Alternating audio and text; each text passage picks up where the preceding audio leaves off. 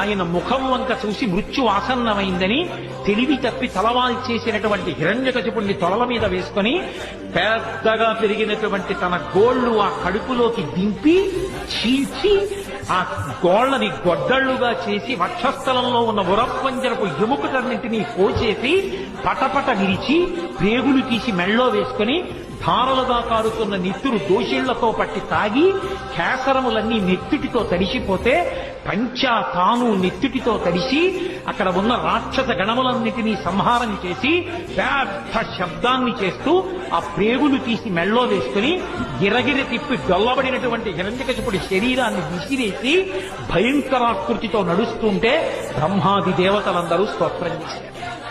ఏమి నారసింహం, ఏమి అద్భుతం, ఏమి అవతారం! ఇంతమంది స్తోత్రం చేస్తే ఆయన ప్రసన్నుడు కాలేదు.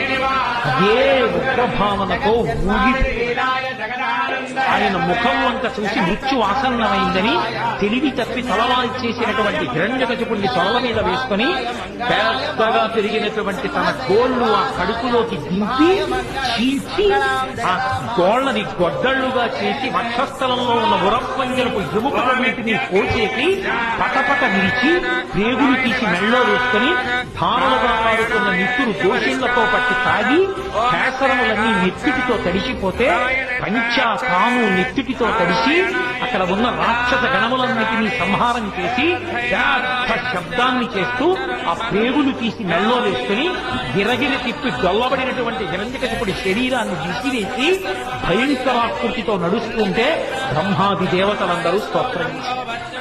ఏమి నారసింహం, ఏమి అద్భుతం, ఏమి అవతారం! ఇంతమంది స్తోత్రం చేస్తే ఆయన ప్రసన్నుడు కాలేదు. అదే ఉగ్రభావనతో ఊగిపోతున్నాడు.